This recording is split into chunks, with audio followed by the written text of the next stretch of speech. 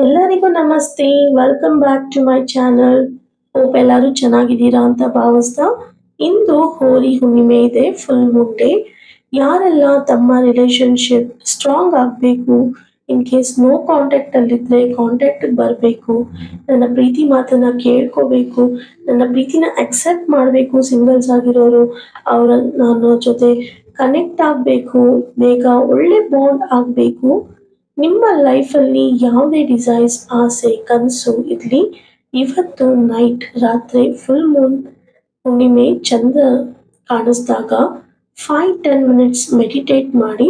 And ನಾನು ಒಂದು ಚಿಕ್ಕ ರೆಮಿಡಿ ಹೇಳ್ತೀನಿ, ಆ ರೆಮಿಡಿಯನ್ನು ಫಾಲೋ ಮಾಡಿ. ಖಂಡಿತ ಇದರಲ್ಲಿ ಸಾಕಷ್ಟು ಪ್ರಯೋಜನ ಆಗುತ್ತೆ ಅಂತ ಹೇಳ್ತಾ ಲೆಟ್ ಸ್ಟಾರ್ಟ್. ಸೊ ನಾನು ಇಲ್ಲಿ ಫಸ್ಟ್ ರೆಮಿಡಿ ಹೇಳ್ತೀನಿ, ಅದ ನಂತರ ನಾನು ಕರೆಂಟ್ ಎನರ್ಜೀಸ್ ಏನಿದೆ ನಿಮ್ಮ ಪಾರ್ಟ್ನರ್ದು ಅಂತ ನೋಡೋಣ. ಇಂದು ರಾತ್ರಿ ಚಂದ್ರ ಕಾಣಿಸ್ದಾಗ ನಿಮ್ಮ ಮನೆ ಮಾಡಿ ಮೇಲೆ ಟೆರೆಸ್ ಆಗಿರ್ಬೋದು, ಇಲ್ಲ ಎಲ್ಲಿ ಚಂದ್ರ ಕಾಣಿಸ್ತಾರೆ, ಒಂದು ನಿಶಬ್ದ ಜಾಗದಲ್ಲಿ ಒಂದು ಗ್ಲಾಸ್ ನೀರನ್ನು ತಗೊಳ್ಳಿ, ಇಲ್ಲ ಒಂದು ಟ್ರಾನ್ಸ್ಪರೆಂಟ್ ಗ್ಲಾಸ್ ಆಗಿದ್ರು ಸರಿ, ಟ್ರಾನ್ಸ್ಪರೆಂಟ್ ಬಾಟಲ್ ಆದ್ರೂ ಸರಿ. ಒಂದು ಗ್ಲಾಸ್ ಶುದ್ಧವಾಗಿರೋ ನೀರನ್ನು ತಗೊಂಡು ನೀರಿನ ಮುಂದೆ, ಚಂದ್ರನ ಮುಂದೆ ನೀರನ್ನು ಇಟ್ಕೊಂಡು ನೀವು 10 ನಿಮಿಷ ಮೆಡಿಟೇಟ್ ಮಾಡಿ ಮತ್ತೆ ಮ್ಯಾನಿಫೆಸ್ಟ್ ಮಾಡ್ಕೋಬೇಕಾಗುತ್ತೆ. ಏನಂತ ಸಿಂಪಲ್ ಆಗಿ, ಇನ್ ಕೇಸ್ ನೀವು ನೋ ಕಾಂಟ್ಯಾಕ್ಟ್ ಅಲ್ಲಿ ಇದ್ರೆ, ನನ್ನ ಪಾರ್ಟ್ನರ್ ನನ್ನ ಜೊತೆ ಇದ್ದಾರೆ, ನನ್ನ ಜೊತೆ ಚೆನ್ನಾಗಿದ್ದಾರೆ, ನಾವಿಬ್ರು ಚೆನ್ನಾಗಿದ್ದೀವಿ, ಒಂದು ಲಾಂಗ್ ಟರ್ಮ್ ರಿಲೇಶನ್ಶಿಪ್ನ ಅನುಭವಿಸ್ತಾ ಇದ್ದೀವಿ ಅಂತ ಈ ತರ ಹೇಳ್ಕೊಂಡು, ನಿಮ್ಮ ಪ್ರೀತಿಯಲ್ಲಿ ಏನು ನೀವು ಇವಾಗ ನೋಡ್ತಾ ಇಲ್ವೋ ಅದು ಆಲ್ರೆಡಿ ನೀವು ಅನ್ಕೊಂಡಿರೋ ಡಿಸೈರ್ಸ್ ಫುಲ್ಫಿಲ್ ಆಗಿದೆ ಅಂತ ಫೀಲ್ ಮಾಡಿ ಹೇಳ್ಕೊಂಡು ನೀವು ಅದನ್ನ ಅಲ್ಲೇ ಇಡಬೇಕಾಗುತ್ತೆ. ಆ ಗ್ಲಾಸ್ ಆಫ್ ವಾಟರ್ ಮೇಲ್ಗಡೆ ಏನಾದರೂ ಒಂದು ಸ್ವಲ್ಪ ಮುಚ್ಚಿ, ಇಲ್ಲಾಂದ್ರೆ ವಾಟರ್ ಬಾಟಲ್ ಇದ್ರೆ ಅದನ್ನ ಕ್ಯಾಪ್ ಕ್ಲೋಸ್ ಮಾಡಿ. ನೀವು ಇದನ್ನ ಫುಲ್ ಓವರ್ ನೈಟ್ ಆ ಎನರ್ಜಿ ಅಬ್ಸರ್ವ್, ಫುಲ್ ಮುಂಡೆದು ಅಬ್ಸರ್ವ್ ಮಾಡೋದಕ್ಕೆ ಬಿಡಬೇಕಾಗತ್ತೆ. ನಂತರ ನೆಕ್ಸ್ಟ್ ಡೇ ಮಾರ್ನಿಂಗ್ ಎದ್ದ ಮೇಲೆ ನೀವು ಹೋಗಿ ನೋಡಿ, ಆ ನೀರಲ್ಲಿ ಎನರ್ಜಿ ಚಾರ್ಜ್ ಆಗಿರುತ್ತೆ. ನೀವು ಈ ನೀರನ್ನು ತಗೊಂಡು ಫುಲ್ಲು ಅದು ಏನು ನೀರಿದೆಯೋ ನೀವೇ ಕನ್ಸ್ಯೂಮ್ ಮಾಡಬೇಕಾಗುತ್ತೆ. ಕನ್ಸ್ಯೂಮ್ ಮಾಡಿದಾಗ ಆ ಎನರ್ಜಿ ನೀವು ನಿನ್ನೆ ಏನು ಮ್ಯಾನಿಫೆಸ್ಟ್ ಮಾಡಿ ಆ ಫುಲ್ ಮುಂಡೆಯಲ್ಲಿ ಎನರ್ಜಿ ಚಾರ್ಜ್ ಆಗಿರುತ್ತೆ, ಆ ಎನರ್ಜಿ ನಿಮಗೆ ಕ್ಲೇಮ್ ಆಗುತ್ತೆ. ಇಲ್ಲ ಅಂದ್ರೆ ನಾನು ಕುಡಿಯೋದಿಲ್ಲ, ಏನಾಗಿರುತ್ತೆ ನನಗೆ ಗೊತ್ತಿಲ್ಲ, ನನಗೆ ರಾತ್ರಿ ಎಲ್ಲ ಇಲ್ಲಿಟ್ಟಿದ್ದೆ, ಯಾರು ಏನು ಮಾಡಿದ್ರು ನನಗೆ ಗೊತ್ತಿಲ್ಲ ಅಂತ ಭಯ, ಆತಂಕ ಇರುತ್ತೆ ಕೆಲವರಿಗೆ. ಅಂಥವ್ರು ಏನು ಮಾಡಿ, ನೀವು ಸ್ನಾನ ಮಾಡೋ ಟಬ್ಬಲ್ಲಿ ಹೇಗೋ ನೀರು ಬಿಟ್ಕೊಂಡಿರ್ತೀರಲ್ವಾ, ಆ ನೀರಿಗೆ ಈ ನೀರನ್ನ ಹಾಕಿ ಮಿಕ್ಸ್ ಮಾಡಿ, ನೀವು ಆ ನೀರನ್ನ ನೀವು ಸ್ನಾನ ಮಾಡೋದ್ರ ಪೂರ್ತಿ ನೀವೇ ಸ್ನಾನ ಮಾಡಬೇಕಾಗುತ್ತೆ ಆ ಟಬ್ ನೀರನ್ನ. ಇಲ್ಲಾಂದ್ರೆ ನೀವು ಸ್ನಾನ ಮುಗಿದ್ಮೇಲೆ ಆ ಟಬ್ ನೀರು ಏನಾದರೂ ಮಿಕ್ಕಿದ್ರೆ ಆ ನೀರನ್ನ ಡಿಸ್ಕಾರ್ಡ್ ಮಾಡಬೇಕಾಗುತ್ತೆ. ಈ ತರ ಮಾಡಿದಾಗ ಕೂಡ ನಿಮಗೆ ಕ್ಲೇಮ್ ಆಗುತ್ತೆ ಎನರ್ಜಿ. ನೀವು ಅಬ್ಸರ್ವ್ ಆಗುತ್ತೆ ನಿಮ್ಮ ಬಾಡಿ ಫುಲ್ಲು. ಇದನ್ನ ಮಾಡಿ ನೋಡಿ, ಖಂಡಿತ ನಿಮಗೆ ಬೆನಿಫಿಟ್ ಸಿಗುತ್ತೆ. ಇನ್ ಕೇಸ್ ನಿಮ್ಗೆ ಇದರಿಂದ ಏನಾದರೂ ನೀವು ಎಕ್ಸ್ಪೆಕ್ಟ್ ಮಾಡೋ ಥರ ಏನಾದರೂ ಚೇಂಜಸ್ ಆಯಿತು ಅಂದರೆ, ಒಂದು ಫ್ರೆಶ್ನೆಸ್, ಒಂದು ಏನಾದರೂ ಹೋಪ್ ಸಿಕ್ತು ಅಂದರೆ ದಯವಿಟ್ಟು ನನಗೆ ಕಮೆಂಟಲ್ಲಿ, ಫೀಡ್ಬ್ಯಾಕಲ್ಲಿ ತಿಳಿಸ್ಕೊಡಿ. ನನಗೂ ಯೂಸ್ ಆಗುತ್ತೆ. ಎಲ್ಲರಿಗೂ ಇಷ್ಟ ಆಗುತ್ತೆ ಅಂತ ಭಾವಿಸ್ತಾ, ಇವತ್ತು ನಾನು ನಿಮ್ಮ ಪಾರ್ಟ್ನರ್ನ ಕರೆಂಟ್ ಎನರ್ಜಿ ಏನಿದೆ ಅಂತ ನೋಡೋಣ. ಇವತ್ತು ಕರೆಂಟ್ ಎನರ್ಜಿ ಅವ್ರದ್ದು ಏನಾಗಿರುತ್ತೆ ಅಂತ ಇಲ್ಲಿ ತಿಳ್ಕೊಳ್ಳೋಣ. ಬಟ್ ಅಗೇನ್ ಇದು ಮ್ಯಾನಿಫೆಸ್ಟ್ ಮಾಡಾದ್ಮೇಲೆ ನಾಳೆ ಕೂಡ ಅವರ ಕರೆಂಟ್ ಎನರ್ಜಿ ಏನಾಗಿರುತ್ತೆ ಅಂತ ನಾವು ಚೆಕ್ ಮಾಡೋಣ. ಇಲ್ಲಿ ನಾನು 2 ಕಾರ್ಡ್ಸ್ನ ಪಿಕ್ ಮಾಡ್ತಾ ಇದ್ದೀನಿ. ಲೆಟ್ಸ್ ಸಿ ಏನ್ ಬರ್ತಾ ಇದೆ, ಅವರ ಎನರ್ಜಿ ಏನಾಗಿದೆ ಅಂತ ತಿಳ್ಕೊಳ್ಳೋಣ. ಕರೆಂಟ್ಲಿ ಅವರ ಎನರ್ಜಿ ತುಂಬಾನೇ ಅವ್ರಿಗೆ ಮನಸ್ಸು ಒಂಥರ ವಿಚಿತ್ರವಾಗಿದೆ. ಜಗಳ, ಈಗೋ, ತಪ್ಪು ಕಲ್ಪನೆಯಿಂದ ಮೂಡಿದೆ. ಹಿಂದೆ ಯಾವುದೋ ಒಂದು ನಡೆದಿರೋ ವಿಷಯಕ್ಕೆ, ನಡೆದಿರೋ ಸಂಘಟನೆಗೆ, ಸಂಗತಿಗೆ ಬಗ್ಗೆ ತುಂಬಾ ಯೋಚಿಸ್ತಾ ಇದ್ದಾರೆ. ಅವ್ರಿಗೆ ಯಾವುದೋ ಒಂದು ವಿಷಯ ನಿಮ್ಮ ಜೊತೆ ನಡೆದು ಹೋಗಿರೋದು ಆಲ್ರೆಡಿ, ಅದೇ ವಿಚಾರನ ಇಟ್ಕೊಂಡು ಕೂತಿದ್ದಾರೆ. ಇಲ್ಲಿ ಜಾಸ್ತಿ ಮಿಸ್ಅಂಡರ್ಸ್ಟ್ಯಾಂಡಿಂಗ್ಸೇ ಕಾಣಿಸ್ತಾ ಇದೆ.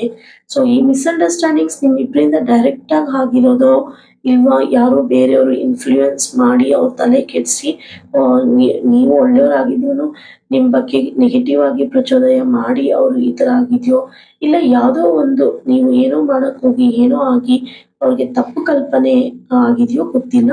ಬಟ್ ಇಲ್ಲಿ ಮಿಸ್ಅಂಡರ್ಸ್ಟ್ಯಾಂಡಿಂಗ್ ಜಾಸ್ತಿ ಕಾಣಿಸ್ತಾ ಇದೆ ನಿಮ್ಮ ಕನೆಕ್ಷನ್ ಅಲ್ಲಿ. ಸೊ ಆ ಮಿಸ್ಅಂಡರ್ಸ್ಟ್ಯಾಂಡಿಂಗ್ ಬಗ್ಗೆನೇ ಅವರು ಜಾಸ್ತಿ ಯೋಚನೆ ಮಾಡ್ತಾ ಇದ್ದಾರೆ. ಸೊ ಎಮೋಷನಲ್ ಡಿಸ್ಟೆನ್ಸ್ ನ ಕಾಣ್ತಾ ಇದ್ದೀರಾ, ಭಾವನಾತ್ಮಕ ದೂರಕ್ಕೆಯನ್ನು ಇಲ್ಲಿ ಕಾಣ್ತಾ ಇದೆ.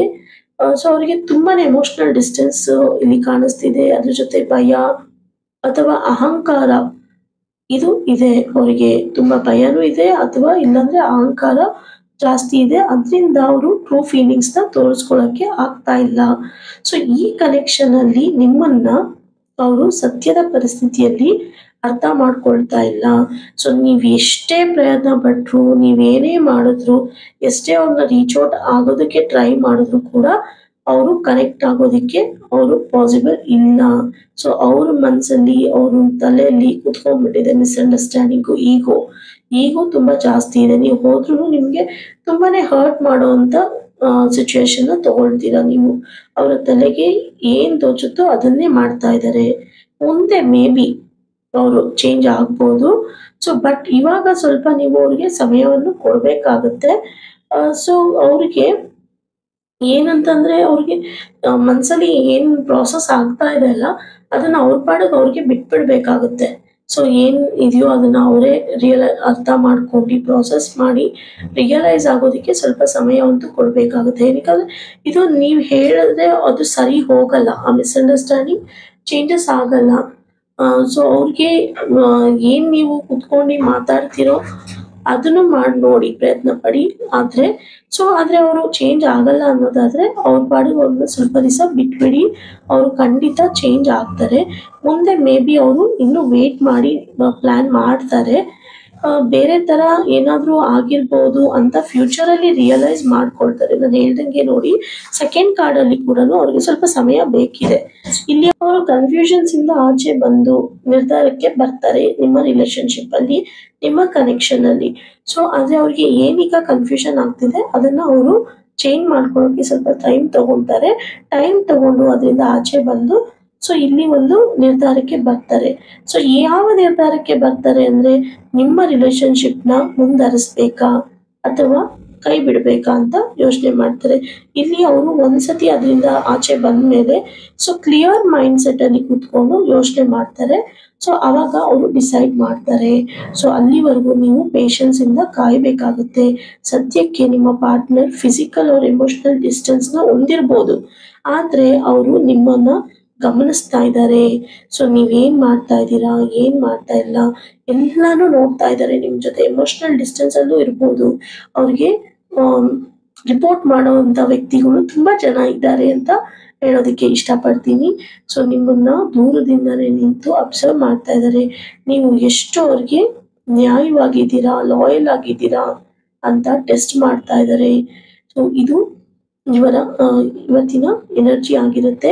ಸೊ ಇದು ನಿಮ್ಮ ಪಾರ್ಟ್ನರ್ನ ಎನರ್ಜಿ ಆಗಿರುತ್ತೆ. ಸೊ ನಿಮ್ಮ ಪಾರ್ಟ್ನರ್ ಈ ತರ ಯೋಚನೆಗಳು ಮಾಡ್ತಾ ಇದ್ದಾರೆ. ಸೊ ಈ ತರ ನಿಮ್ಮನ್ನ ಅಬ್ಸರ್ವ್ ಮಾಡ್ತಾ ಇದ್ದಾರೆ. ಸೊ ಅವರು ಯಾವುದೇ ಡಿಸಿಷನ್ಗೆ ಇವಾಗ ಬರ್ತಾ ಇಲ್ಲ, ಇನ್ನ ಅವರು ಆ ಕನ್ಫ್ಯೂಷನ್ ಸ್ಟೇಟ್ ಅಲ್ಲಿ ಇದ್ದಾರೆ.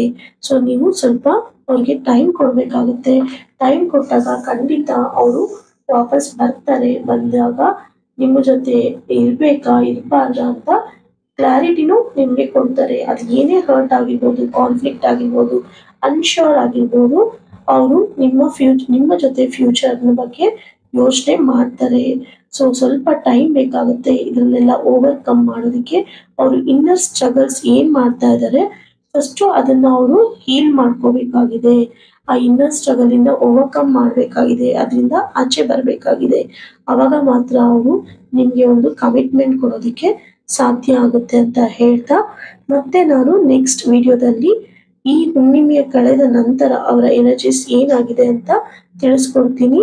ಯಾರಿಗೆಲ್ಲ ಪರ್ಸನಲ್ ರೀಡಿಂಗ್ ಬೇಕು ಅನ್ಸುತ್ತೋ ಅವರು ನನಗೆ ವಾಟ್ಸಪ್ಪಲ್ಲಿ ಕನೆಕ್ಟ್ ಆಗ್ಬೋದು. ಬಟ್ ದಯವಿಟ್ಟು ಹೇಳ್ತೀನಿ, ರಿಪ್ಲೈ ಮಾಡೋದಕ್ಕೆ ನನಗೆ ಸ್ವಲ್ಪ ಸಮಯ ಬೇಕಾಗುತ್ತೆ. ಮೇಲಿಂದ ಮೇಲೆ ಮೆಸೇಜಸ್ನ ಕಳಿಸ್ಬೇಡಿ. ಬಿಕಾಸ್ ನೀವು ಒಂದ್ಸತಿ ನಿಮ್ದು ಒಂದು ಕ್ವೆಶನ್ ಕಳಿಸಿದ್ರೆ ನಿಮ್ಮ ನೇಮ್ ಮತ್ತು ನಿಮ್ಮ ಡೇಟ್ ಆಫ್ ಬರ್ತ್ ಮತ್ತು ನಿಮ್ಮ ಕ್ವೆಶನ್ ಏನು ಅಂತ ನನಗೆ ಕಳಿಸಿದ್ರೆ ನಾನು ಚೆಕ್ ಮಾಡಿ ರೆಸ್ಪಾಂಡ್ ಮಾಡ್ತೀನಿ. ಸೊ ಸಾಕಷ್ಟು ಮೆಸೇಜಸ್ ಬರೋದ್ರಿಂದ ಸ್ವಲ್ಪ ರಿಪ್ಲೈ ತಡ ಆಗುತ್ತೆ. ಸೊ ದಯವಿಟ್ಟು ವೆಯ್ಟ್ ಮಾಡಿ, ಕೋಆಪ್ರೇಟ್ ಮಾಡಿ ಅಂತ ಹೇಳ್ತಾ ಈ ವಿಡಿಯೋನ ಇಲ್ಲಿಗೆ ಎಂಡ್ ಮಾಡ್ತಾ ಇದ್ದೀನಿ. Thank you for watching.